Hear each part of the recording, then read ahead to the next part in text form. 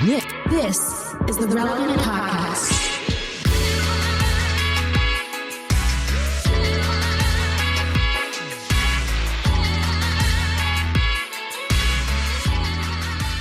It's episode 1179, and it's the Relevant Podcast here in a parking lot in McKaysville, Georgia. I'm your host, Cameron Strang. And joining me from Loverland, Virginia, is Jesse Carey. Hello, hello. From Nashville, artist, producer, mogul, Derek Miner. What up, though? And just down the street there, our managing editor, downtown Emily Brown. Hey, y'all. Okay, we have a great show in store for you today. Letitia Wright is our guest. Wow. Letitia, famous actress. She's incredible. She's on the cover of the new issue of Relevant, the digital issue coming out within days of this podcast. So we're doing that to celebrate the new issue. We will tell you about the new issue coming up on the show. And at the end of the show, it's a little bit late, but it's our annual tradition. It's July 4th week. I mean, it was a few days ago. This is the Tuesday show. It was last week. We didn't get a chance to play the game we play every year. Rock Band or Firework. Yes. And so that's coming up at the end of the show. Now, Jesse, it's your game that you created decades ago. And curated for, yeah. You did indie rock band and you did like obscure indie stuff. Yeah. I went straight 80s glam metal rock band. Good. Or Firework. It's Good. Harder, I think. We'll see. So that's coming up. Every year I was surprised at how difficult, even as the quiz master, I would have to keep my answer key close because of how challenging it was. I tested it out. I have two columns on a document, and above one it says Rock Band, on the other it says Firework. And these are actual fireworks, obviously from fireworks.com. You know the rules. This has to be provable, yep. Googleable. Yeah. Okay. I covered up the header and ran it by my son to see if he could pick which was which, and he could not. So this is, I think we're in for a tough one this year. Scared. By the way, he just texted me. He said, can I get a shout out on the podcast? So shout out to Cohen, who's back up at the Mountain House while I sit in a parking lot to record this podcast. So just a little context of why I'm sitting in a parking lot real quick. Family vacation, rented a mountain house in the North Georgia mountains, the Smokies, the Blue Ridge Mountains, and got to this house in 2024 and found out there's no cell service. And the quote unquote Wi-Fi that we had, I speed tested it. It had 0.36 of 1 megabyte was our download speed. So I drove around yesterday in rural Tennessee and Georgia looking for an LTE signal that was strong enough that I could do this podcast. I found it in a parking lot in McKaysville, Georgia, or McKaysville, Tennessee. So McKaysville, cute little downtown. I've been in Tennessee most of my life, and I've never heard of that place. It is a town, Derek, where the Georgia-Tennessee state line goes through the middle of Main Street. It is directly on the North Georgia, Southern Tennessee, Southeast Tennessee border. So there you go. Yeah, you couldn't find where they did the whitewater rafting for the Olympics. That's right down the road, the Ocoee. It's famous whitewater rafting river. We always remember that epic moment in American sports. Highlight of our life. Shut up. I'm going tomorrow whitewater rafting on the Olympic run in the Ocoee. So I'm pretty excited. Leave me alone. So. Well, I'm surprised you couldn't find like a Panera Bread to park in front of and steal their Wi-Fi and order one of those dangerously caffeinated lemonades. Well, Jesse, let me tell you, I tried this yesterday. I went to Blue Ridge, Georgia. Had a Starbucks. I'm like, solution, done. Sitting in the parking lot of the Starbucks. Tested it, 2.4 megabytes at the Starbucks Wi-Fi. Like, dude, they don't have the internet out here. I don't know what's going on. How these people live. I don't get it. They're living the good life is what they're living. They're living the good life. That's what it is. Yeah. Agreed. I will say, like, you having to deal with this does remind me of the year that I was traveling, and there were times where I would be on the road, like going somewhere else, and I would just like have to find random places to access Wi-Fi on the road. And I think probably the most memorable one was when I was driving back from Florida with some friends, and I think Tyler called me. He needed some file that was on my computer. And I thought like, oh, okay, I'll just hotspot from my phone, open up my laptop. It's fine. Well, my laptop was dead and I didn't have a way to charge it. And so long story short, I ended up going to a restroom at a Publix. and I charged my computer there. And a restroom at a Publix? It was like the family restroom, and so I used like the baby changing station as like my little standing desk just to charge it for 5 minutes so I could send a file. They had a power cord. They had like an outlet in the bathroom. Yeah. Okay. I hope you sanitized your laptop. I did. I washed my hands. I got like wipes and everything. What was funny is my friends were getting pub subs at the time, and I told them my order while I was like, I gotta go send an email or something. So I'm going to go to the bathroom. Yeah. But there are outlets in bathrooms. And I knew that because I've seen people charge their phones there before. So I was like, this might be my best solution. So at least he's not in a bathroom.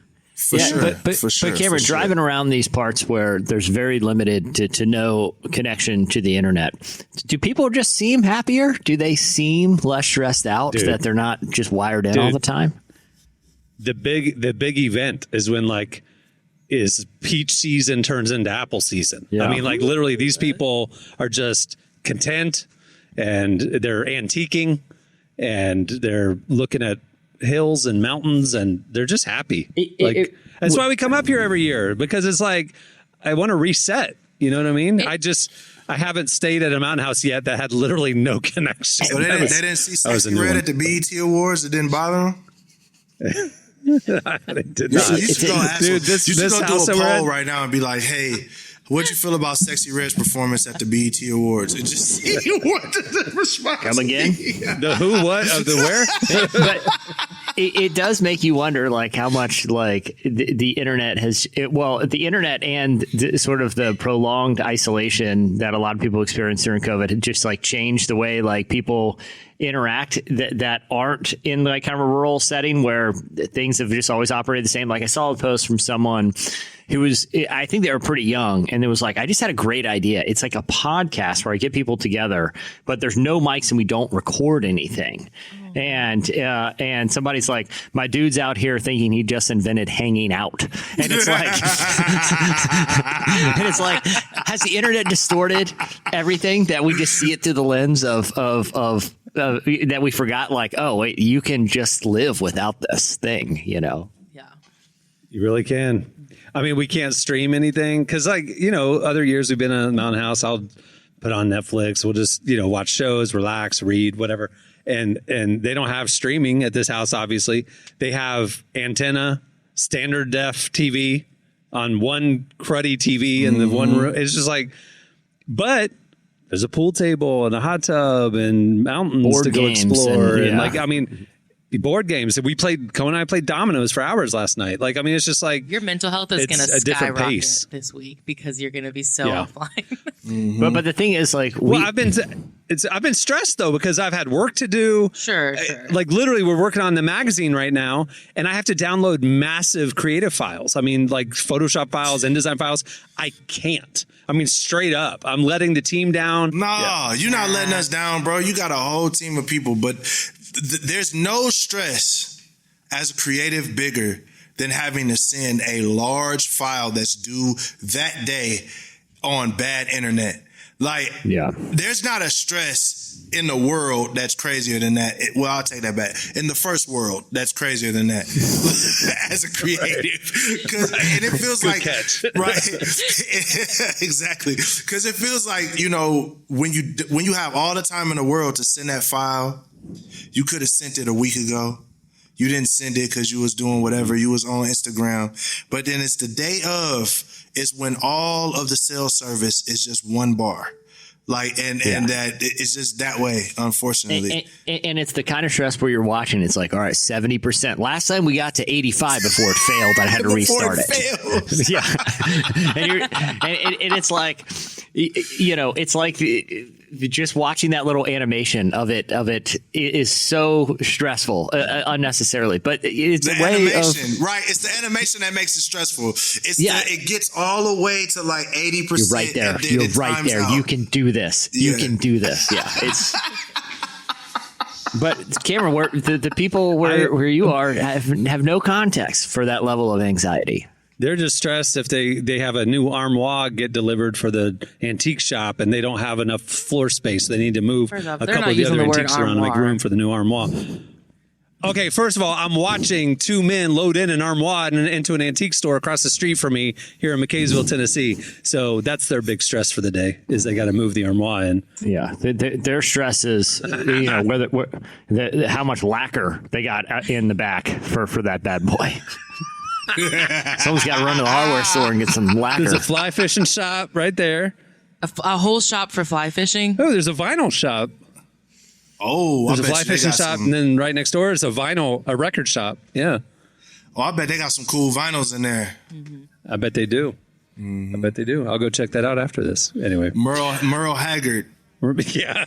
Actually, they have a big AC/DC sign in the window. So I think, Merle Haggard, 80s rock. I think AC/DC just made it out there. That record was released like for the the new first AC/DC time. just dropped. and there's It's a just big getting out neon there. Rolling Stones sign above the door. I'll send y'all a picture of this I place. bet you there's some finds in there. There's some soul finds in there too, I bet. You know what? I'm going to go in there. This will be my treat to myself. All right. Well, moving the show along. Stay tuned. Up next, it's Slices. I think God's a dogger, the window, laughing at a joke only friends know. Oh, this is life, this is life, this is life, this is life, this is life, this is life, this is life, this is life, this is life. You're listening to Winnetka Bowling League, Medium Build, and Dawes.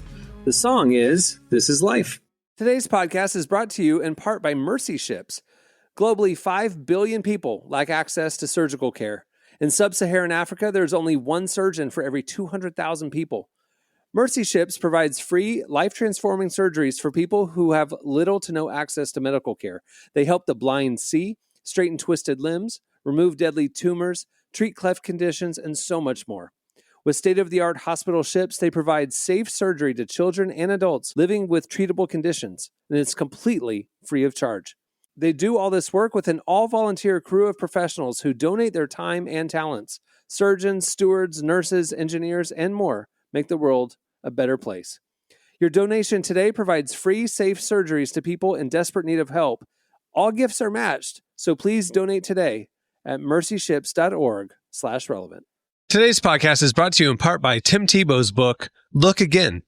Have you ever wondered what would change if you truly believed you were infinitely valuable to God? In his New York Times bestselling book, Look Again, Tim Tebow reveals the powerful truth that when we learn to see the image of God in every person, including those we struggle to love, everything changes. Tebow shares incredible stories from his work with people the world often overlooks, and it will challenge you to stand up to the lies, rediscover the worth that everyone has, and impact the world for good. Find Look Again by Tim Tebow, available now wherever books are sold.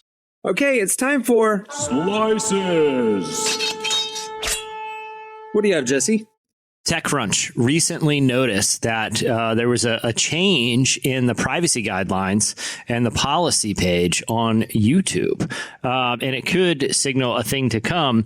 And it has to do with AI. So YouTube is now one of the first kind of streaming platforms that has updated their policy where if you feel like someone has uploaded a video that is of your likeness using AI. So that could be some sort of like deep fake or, some there's tons of softwares now that you can emulate real people and have them say and do things that they didn't actually say or do.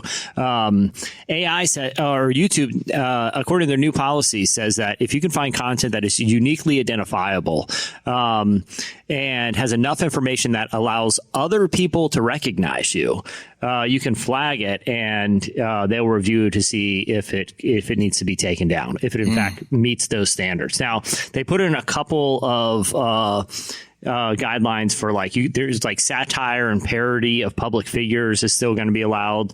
But they said, this is kind of one of the first major sites to put in a policy where if there's a video that looks like you but isn't you, there's actually grounds to get it taken off the platform. So it could be a sign of things to come as kind of sites figure out how they want to address this. But I'm curious, like the implications beyond video stuff of like, I know one thing we've all talked about is like, I can make a song that emulates an artist or, that isn't satire or parody. That is like, hey, this is what this person would sound like doing this piece of art. Now, according to this policy, they may actually have grounds to get something like that taken off, or at least is that the way like streaming music platforms will do? It doesn't necessarily have to be a copyright violation, but it is if it's uniquely identifiable as someone else that didn't actually produce it.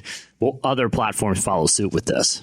I was worried about music in my career with AI.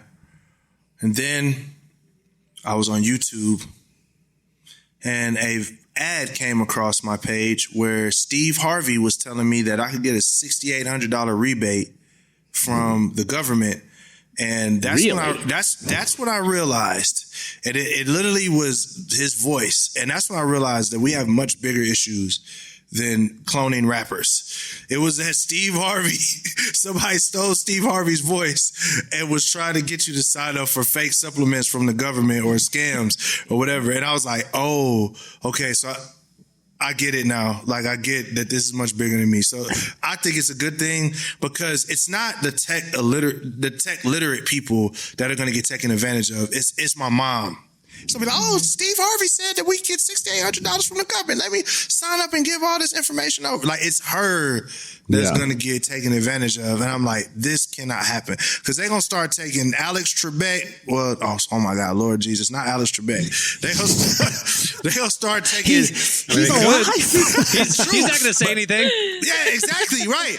But they take, Forrest Whitaker or Denzel Washington's voice or politicians, I think, is politician voice, Donald Trump's voice. Did you know you can get $6,800 from the government? Like, you know what I mean?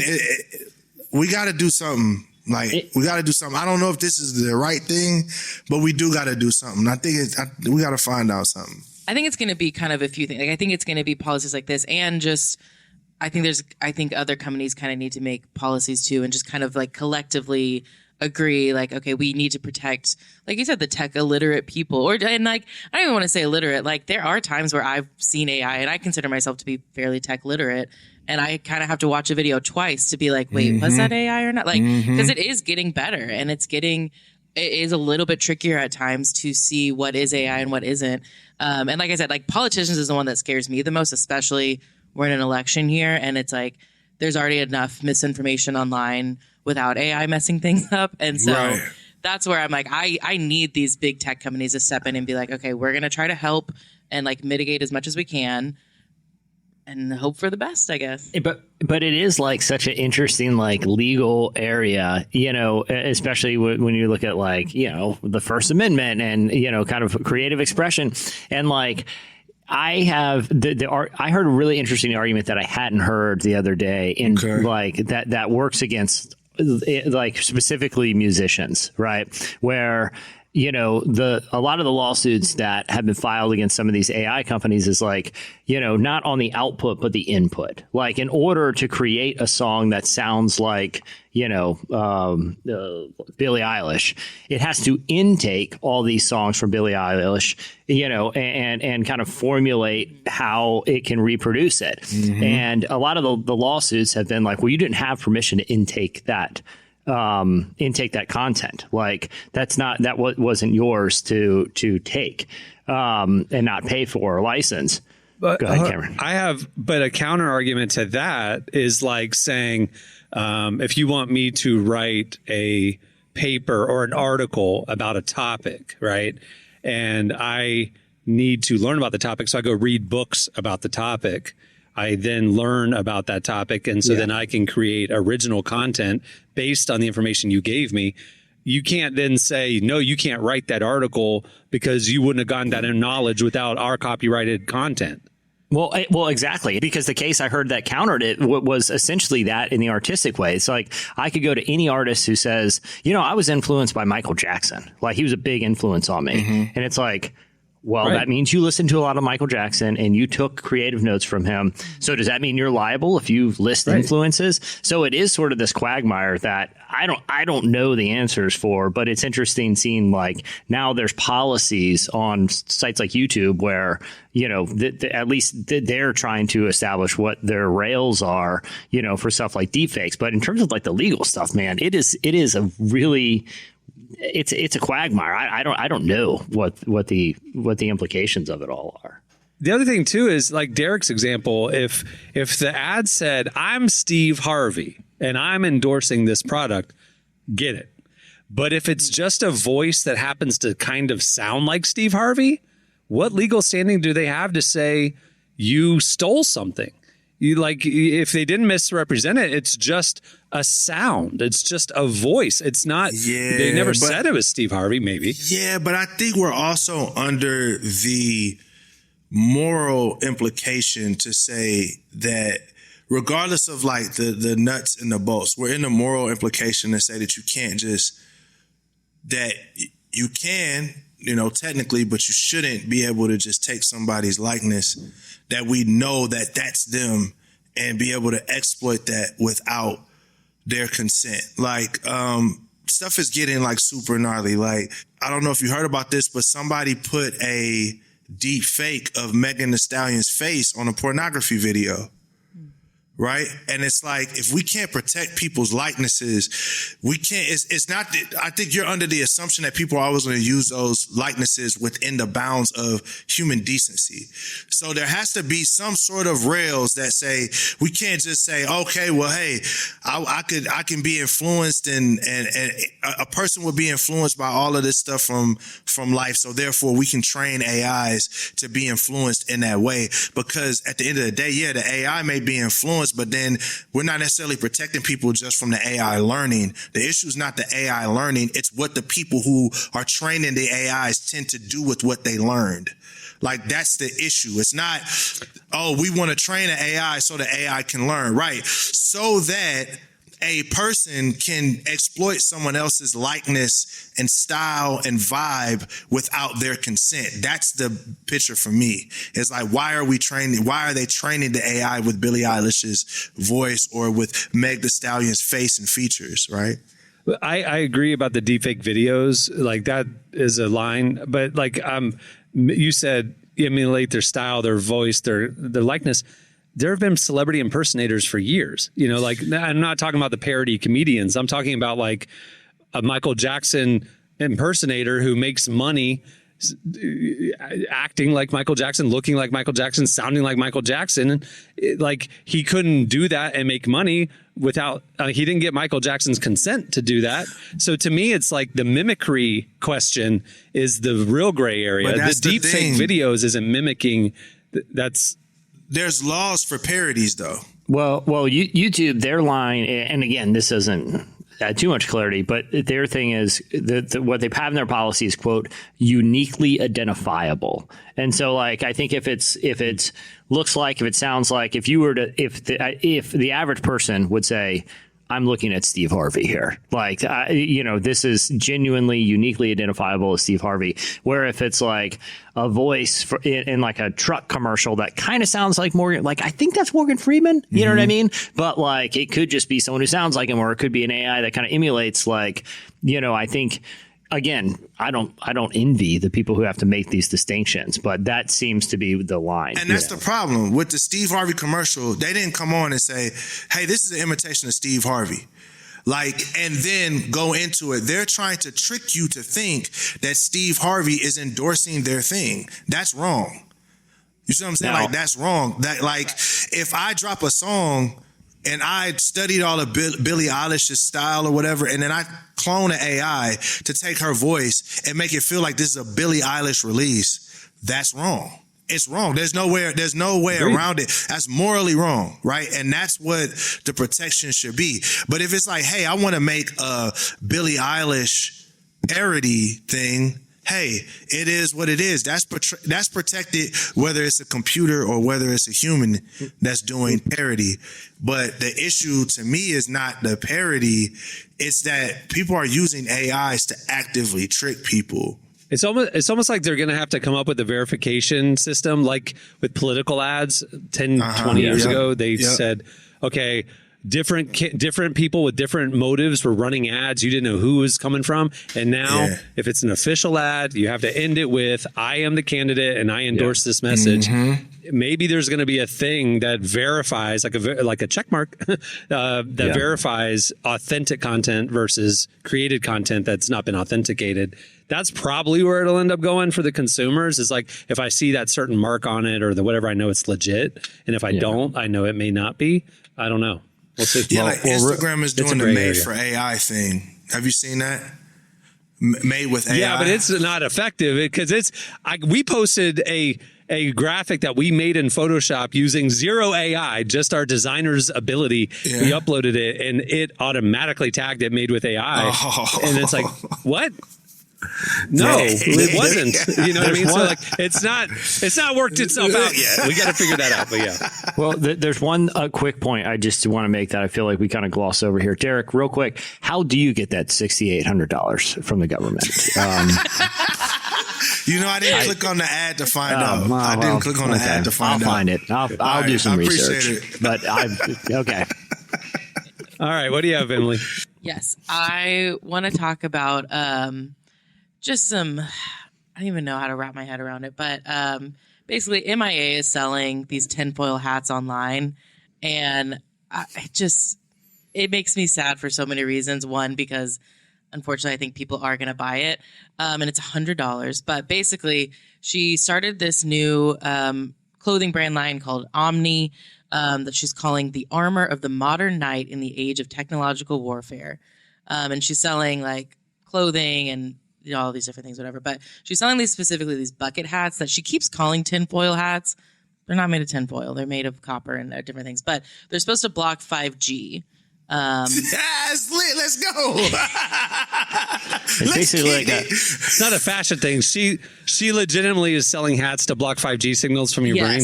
Yeah, they're conspiracy theory hats. It's like basically a signal to let people know you believe in conspiracy theory. So, but it has. Okay. Does it have function? Is it like a Faraday cage for your head? Yes. Essentially, that you can wear a wearable Faraday cage. Okay. Yeah. What's a Faraday cage? I don't know what that is. I'm on the site now. I'm about to get one. A Faraday cage. A Faraday cage is like my brain. What will you charge to keep your brain healthy?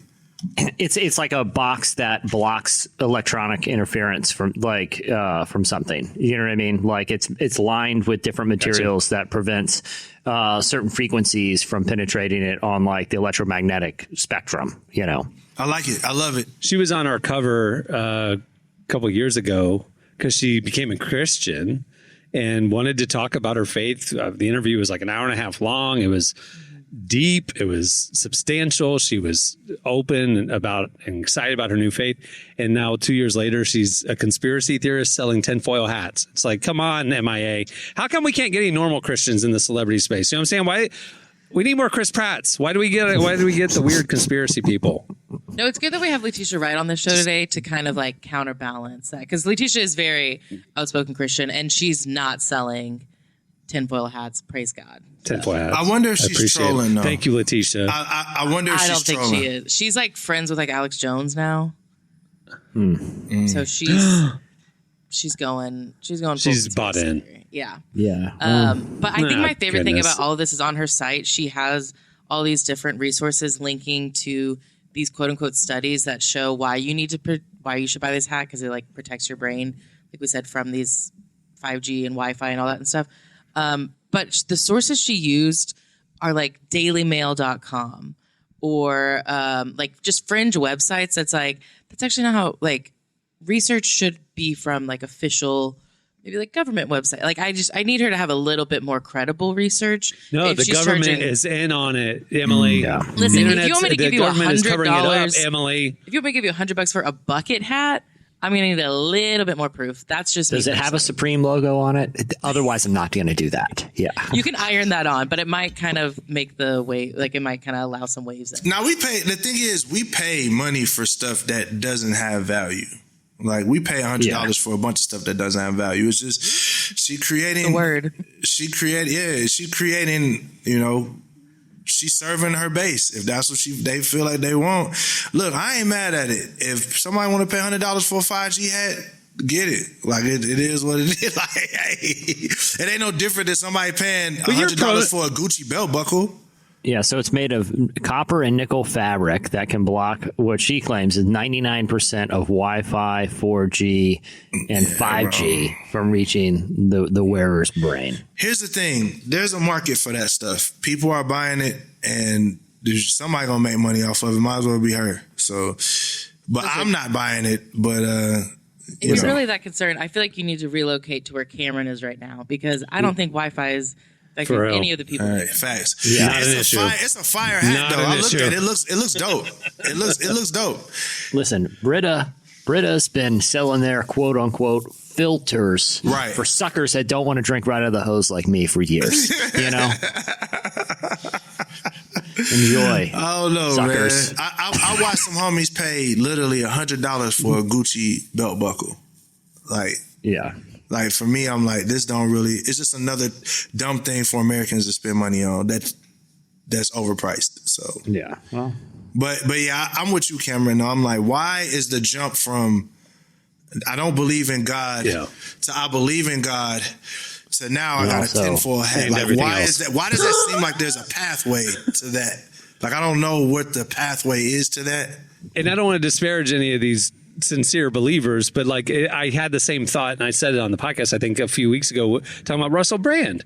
Like, I'm so thrilled that he's legitimately turned his life over to the Lord. He's talking about it openly and stuff. And I went to his website to get a picture for a graphics that we were doing or something. And like, I didn't know how weird his podcast was and how weird his belief system was outside of now being a Christian. It's like, but why can't we just get anybody normal talking about Jesus? But I'll raise this point, because I always think about this a lot when this happens. Point number one is this is really just the maturing of a believer in plain sight. Like, we have this expectations of people that get saved that they don't have to go through the maturing process that we did, because there was a point in time that I believed some conspiracies for sure. And the jump to believing that God came to earth and died on the cross for all of humanity is much more preposterous than that a tinfoil can block 5G waves. Like, so I think it takes a little bit of time for maturity of sorting things out and understanding, because you get on fire for God, and everything that you hear, you want to go out and tell the world about it because you're on fire for God. And it takes maturity to know, is am I on fire for God, or is am I on fire and been misled by a conspiracy? And I need to grow and process this more before I speak on it. So this is just a typical maturing process that everyone goes through. I just think we give people that have had a level of success less grace in that area. For sure. I think you're right. You nailed Derek. it on the head. Yeah. I was saying what I was saying with a little wink, because it's like, you're right. I mean, especially with these people that are prone to believing the untold story. I mean, the gospel is a bizarre belief system. It is. I mean, it really is. So there's definitely a connection point. I totally see it. I just want a couple more Chris Pratts. Just a couple nice. And once you love Jesus. And listen, once you mature in your faith to a certain level, you're not as susceptible to falling for things that are not obviously true. Real talk. I just finished filling out this form from that Steve Harvey hat. I gave my social, bank account info. So I'm getting that. They said it would be here great deal. Any day now. I can't believe I missed this for so long. Look, man, like, we believe our faith is, how they say your biggest strength sometimes can be your worst enemy. How many Christians over the years have believed that Christ was returning on November 8th, 1997? One of these days they're going to be right. Or like last week's podcast with Marty and Emily, we were in Slices. We were talking about there's a pastor in Mexico selling real estate in heaven. He's selling it for a square meter is only $1,000 or $100 US. You know, like. But then we looked it up, and it wasn't the first time a pastor's been physically selling heavenly real estate.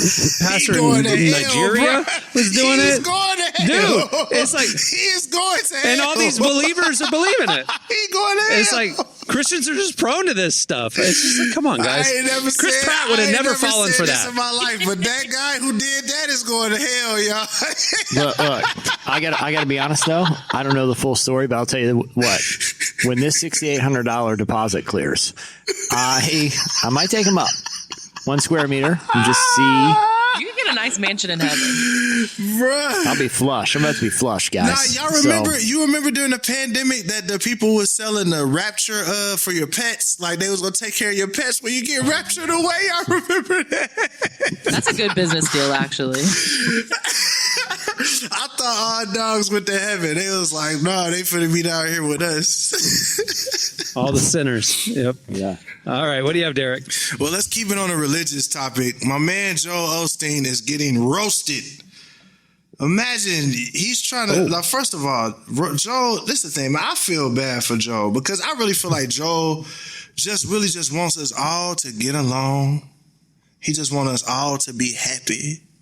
He just wants us all to just love God and love our neighbors. But he just tweeted this. He said, it's the simple things in life that bring us the most joy.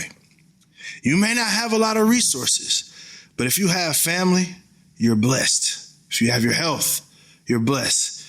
If you can look up to the stars at night, you're blessed. And, you know, I know when he was writing that out, he was just really reflecting on his life. What's his man, probably 50-something, reflecting on his life, trying to show some love. Let me show you what the internet said to him. Here's a few responses to good old Joel. If you can look up from the stars from the balcony of your mansion, you're Joel Osteen. Are you donating your salary then? Yeah, Joe, your multi-million-dollar mansion and $350,000 Maserati are the simple things in life. Why don't you try living like you preach Jesus would have you? Move into an average home, drive a Chevy, get your own clothes and groceries, cook, clean, 6 months. Deal? They are frying this man right now. It's like it's a good message that he said. Like, I mean, I've heard so many pastors say it. It's great. He's right. He's right. not lying. It's just, it is like, ooh, I don't know if you might not be the best messenger to deliver that. Right. It's not the message, it's the messenger. Right. That's right. Yeah. And But he that's ain't did nothing but make money and tell people that God is real. He stood us up years ago at a Nick Willinda tightrope walking event, which I just uttering that I got stood up by Joel Osteen at a Nick Willinda tightrope walking Did you for TV real? special. I was there. As I'm saying that, I realize how weird It's our lives have been. No, it's true.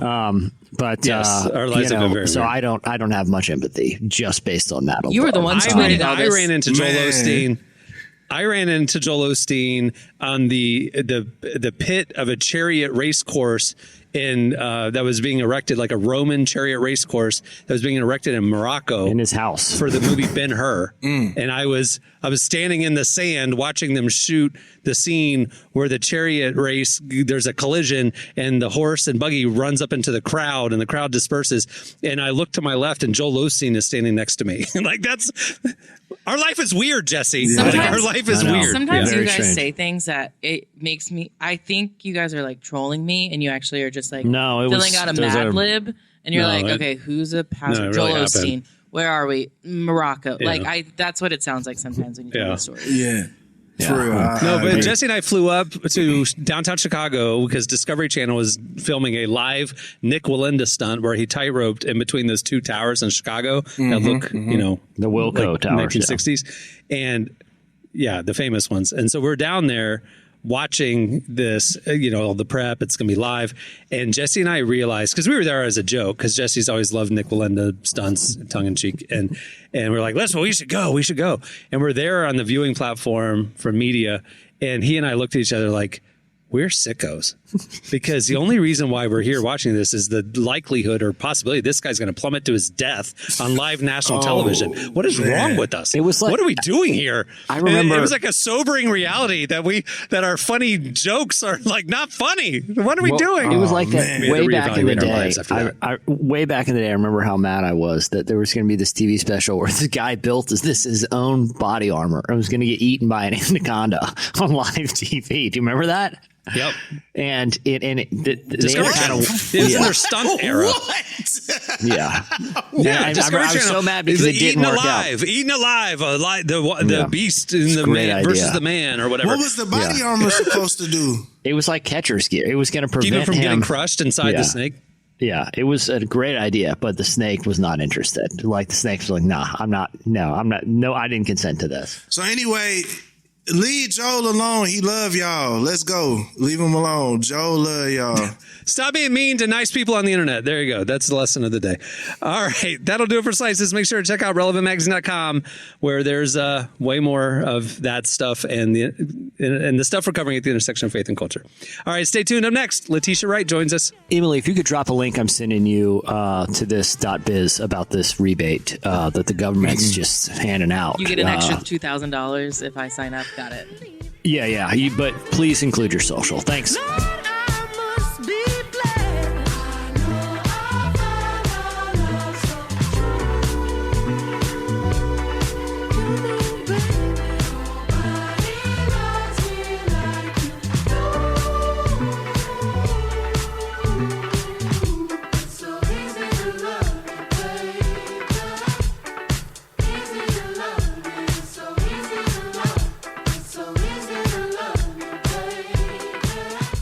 You're listening to Aaron Frazier. The song is Easy to Love.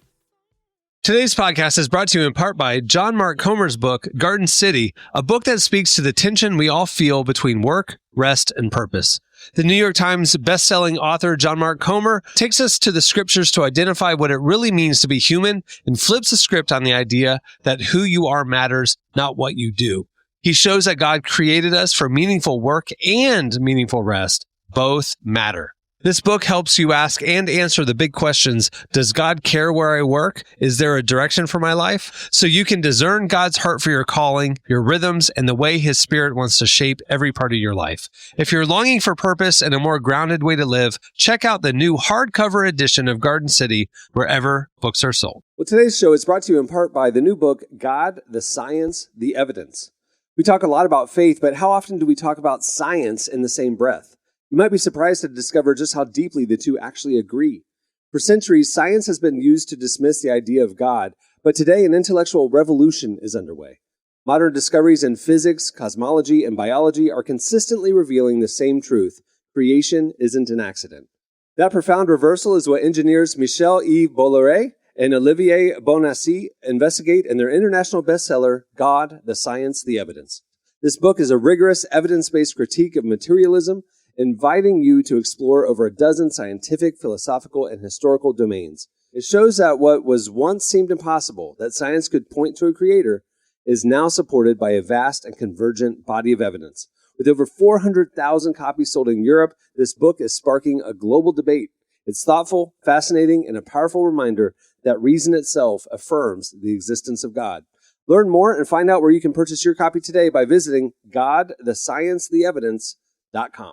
Today's podcast is brought to you in part by Erwin McManus's book, The Barbarian Way. Some books don't just inspire you, they confront you. The Barbarian Way, now celebrating its 20th anniversary, is one of those books. If you felt the pull of God towards something deeper and wilder than the safe, predictable version of faith that we settle for, McManus reminds us that following Jesus was never meant to be tame. It's meant to awaken courage, passion, and purpose God placed inside us. He draws from the wild stories of Abel, Noah, Moses, Rahab, and others to remind us that following God wasn't meant to be tame. Safe faith isn't working. Step into the story God is writing for you. Choose passion, choose boldness, choose the Barbarian Way. Available now wherever books are sold. Well, our guest today is Letitia Wright. She's an actress known for her huge roles in Black Panther and Wakanda Forever. Well, recently she's stepped into a producer role, creating her own company, 316 Productions. Get it? She served as an executive producer on Angel Studios' new film Sound of Hope, which tells the true story of a small Texas community who banded together to foster and adopt 77 children in their area. Emily sat down with Letitia to hear more about her connection to the story, what she wants people to know about the foster care system, and how the church can make a difference. Here's our conversation with Letitia Wright.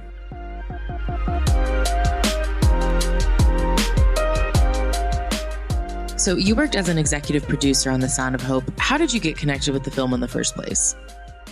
So I became aware of the project in 2020.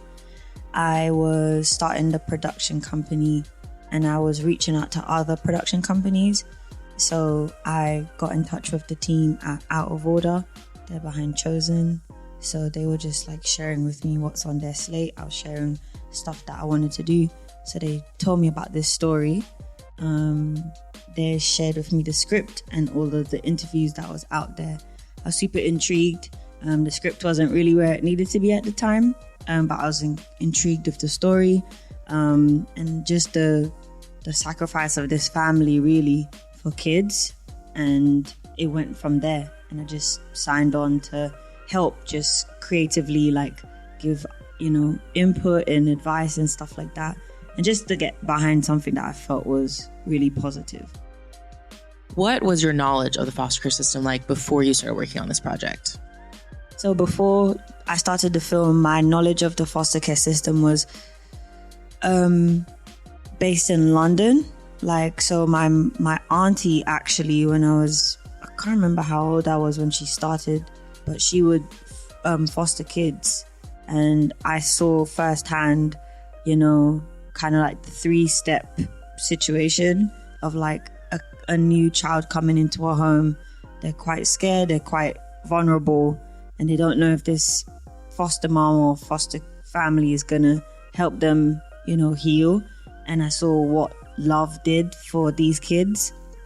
They became literally if you want to say cousins, really, to the point where, we would be going abroad or my auntie would be traveling with her foster son and, people would be like, is this your kid? And it's like, no, it's just my foster kid. So I just saw that, as a second step of what love and care, did for them. And then the third step, which is like time for adoption for them to move on. And sometimes it was difficult because we had such a great bond with them, but they were ready to move on to have a new family. So that was the first hand experience that I saw about, families stepping in to help kids. How would you say your view of foster care and adoption changed after working on this film? Yeah, for sure. I saw how bigger of an issue it is in terms of just the amount of kids that's put into the foster care system and then the amount of homes that's needed, and just the urgency for us to as a humanity, just get behind it and make sure that every kid has a loving home. I think this film has opened that reality up to me in a big way.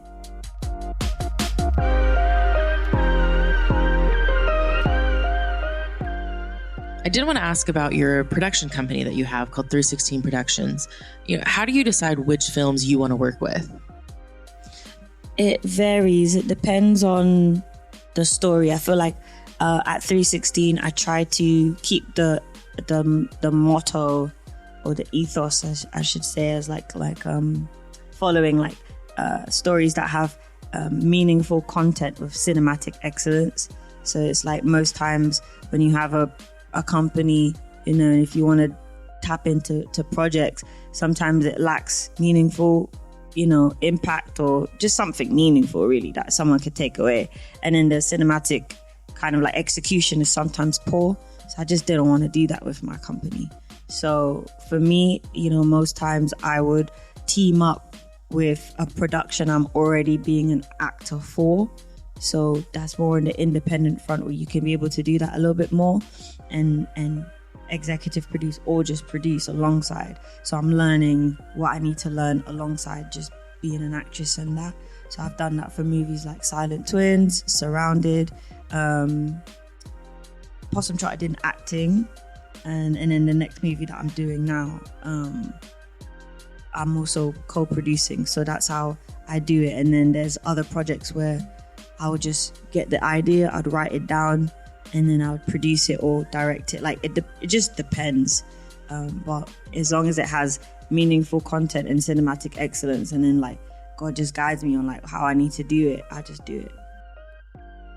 It does feel like we're at sort of an interesting time with Christian films, because there are movies and shows like Sound of Hope or The Chosen, like you mentioned earlier, that are being done with this excellence, like you're talking about.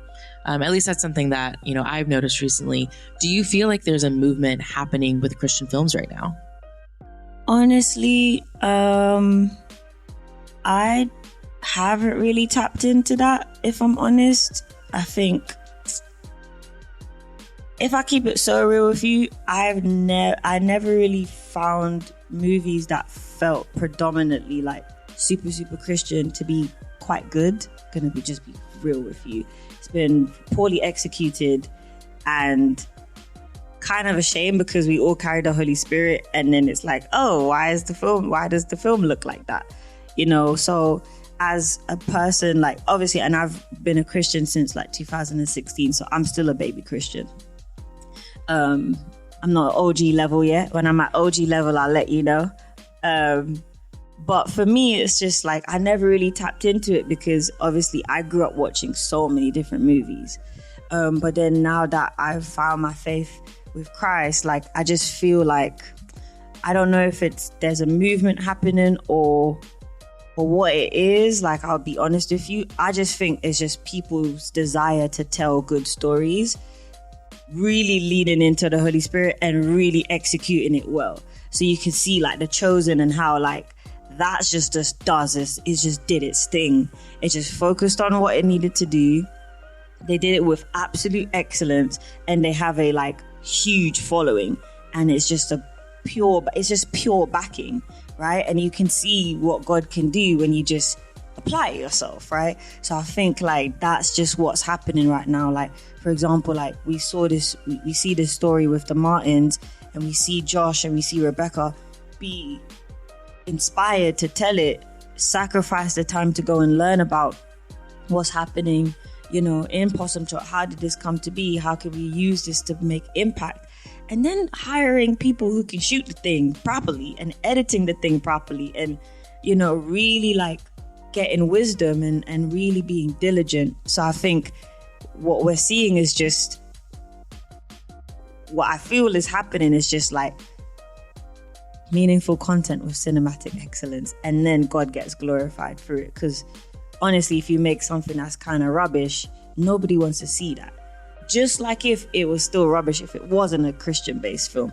Once a film sucks, it sucks. But if someone's just like, this is beautiful, and they're Christian, like, I want to watch that. So I think it's just, that's what's happening.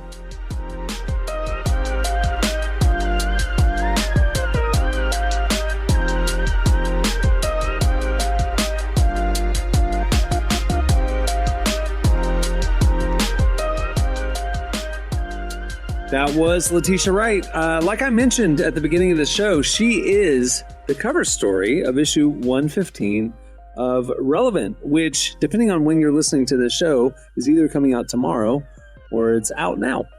You can go over to relevantmagazine.com, click on the magazine tab, and it's all right there. If you want to see our beautifully designed enhanced edition, we've totally redone it from what we've been doing the last 4 years. It is worth checking out. You can get that as well as a lot of other extras and ad-free reading and listening by joining Relevant Plus. You can get all that info on the Relevant Plus tab at relevantmagazine.com. Now, longtime listeners know that each time we have a new issue out, we do an issue preview. We talk about it and tell you behind the scenes.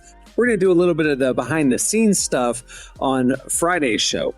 But today, because the issue is coming out this week, I do want to tell you some of the other stuff that's in the issue besides our conversation with Letitia. We also have an expanded, in-depth conversation with Carl Lentz. Now, if you listen to the show, you know a few weeks ago we had an hour-long conversation with Carl on this show. Well, there is another interview, a separate interview that you haven't heard yet, and we have an in-depth feature on his journey over the last 4 years since the scandal, his healing, his recovery, how his family's doing, and a lot more. Do not miss that one. We also talked to WNBA legend M.I.A. Moore and how, after she hung up her jersey, she's now focusing on reforming prisons and educating Americans on incarceration. Fascinating story.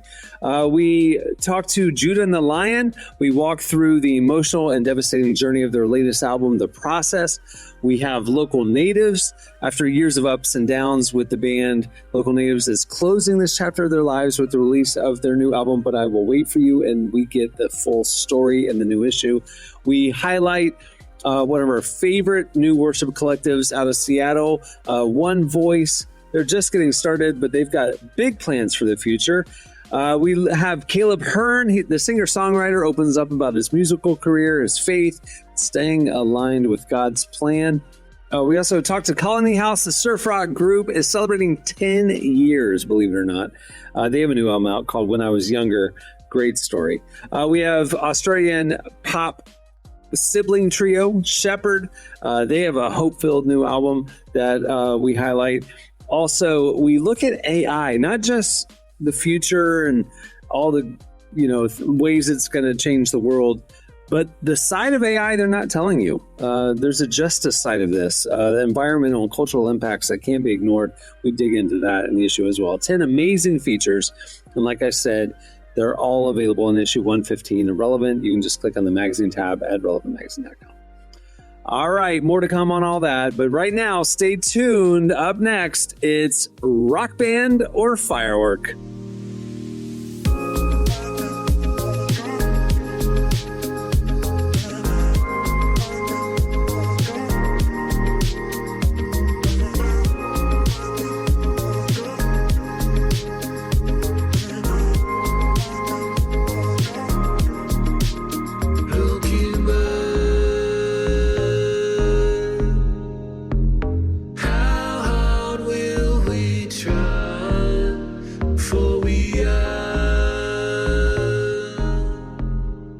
You're listening to Washed Out. The song is Wait on You. Well, today's podcast is brought to you in part by the new book, Confessions of a Christian Alcoholic. Author Jonathan Seidel knows firsthand how even believers can get stuck in shame and destructive habits, especially when it comes to one of society's biggest obsessions, alcohol. In Confessions of a Christian Alcoholic, he details his spiral into disordered drinking and shares the 4-step process he eventually used to break free. There's hope for alcoholics who become Christians and for Christians who become alcoholics. Find Confessions of a Christian Alcoholic wherever books are sold. What if you could change a child's life with just $10? Right now, thousands of vulnerable children in East Africa are suffering from jiggers. It's a painful, preventable parasite that burrows into their feet. Soul Hope is the only organization treating it through foot washing, medical care, and durable closed-toed shoes that protect kids long after treatment. $10 may not seem like much in today's world, but when we come together, those small gifts add up to big change. Join the 10 for 10 campaign. $10 protects 10 small toes. Visit soulhope.org/10 to give now. One small gift makes a big difference. Again, that's soulhope, SOLE, hope.org/TEN. All right, it's time for Rock Band or Firework. It's Rock Band or Firework. Rock Band or Firework.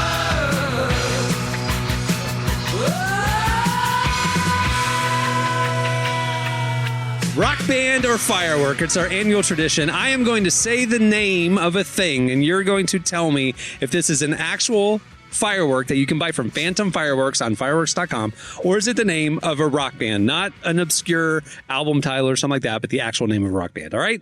Rules are clear? Yes. You guys are all playing. Let's Here get we it. go. I'm ready. Jesse, you're up first. Cosmic Carnival. Rock Band. It's a firework. Emily, Rainbow Kitten Surprise. That's a band. It is a rock band. There you go. Derek, Falcon Rising. Oh, it's definitely a firework. It is a firework. Good job. Jesse, Wonderstruck. Rock Band. It's a firework. Oh, you're over 2. All right, Emily, Glass Tiger. Band? It is a rock band. Good job. Derek, Axe. Like with a X? AXE. AXE. We're going rock band. It is a rock band. Jesse, you're getting killed. I know. All right, Jesse. Saturn battery. That's definitely a firework. It is a firework. Oh, Good job. good. Emily, dogs die in hot cars. Band? It is a band. I was saying, what kind of firework Derek. would that be? I remember them. They were pretty cool. Derek, power cell. Oh, that's a rock band. It's a firework. Dang. Jesse, the Tony Danza tap dance extravaganza. I cannot describe to you how much I want this to be a firework, though I'm pretty certain it's a rock band. I'm going to go rock band, but I really hope it's a firework, even though I get it wrong. It's a rock band. Emily, pissing razors. Firework? It's a rock band. I gotta look them up later. Derek, thermal expansion. Rock band. It's a firework. Dang, I thought she was trying to trick me. Jesse, Princess Pang. Rock band. It is a rock band. Emily, Molotov cocktail. Firework? It is a firework. Jesse, Derek, Tiger Tails with a Z on the end. Firework. Rock band. All right, Jesse, whistling bottle rockets. Firework. It is a firework. See, I thought I would switch you because trust me. As the architect of this game, I know the double switch. The reverse. You try to Uno reverse card me. Emily, Mount Olympus Thunder. Firework. It is a firework, yeah. Derek, Natalie Portman shaved head. If that ain't a rock band, bro, that's a rock band, bro. It is a rock band. All right, last round. Here we go. Jesse, eye candy. Firework. Oh, it is a firework. Emily, we butter the bread with butter. Please be a rock band. It is a rock band. All right, Derek, last one. Fanny Bloom. Firework. It's a rock band. She was also my 4th grade teacher, Fanny Bloom. All right, what's the final score, Emily? Okay, Derek had 4, Jesse had 5, I had 6. Boo! Oh, congratulations, Woo! Emily. You won Good job. the 2024 edition of Rock Band or Firework. It's rock band or firework. Rock band or firework.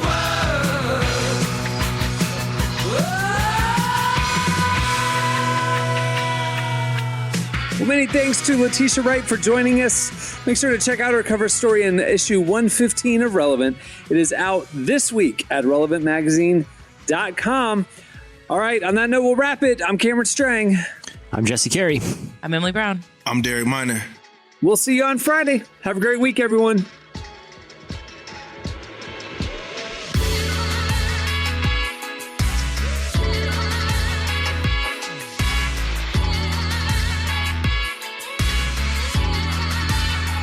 Thanks for listening to the Relevant Podcast. Check out our features, interviews, and news updates every day at relevantmagazine.com. And make sure to follow Relevant on Facebook, Twitter, and Instagram for the latest. For more great podcasts, browse the shows on the Relevant Podcast Network, which you can find at our site. And while you're there, don't miss the all-new era of Relevant Magazine. A new issue releases every other month at relevantmagazine.com.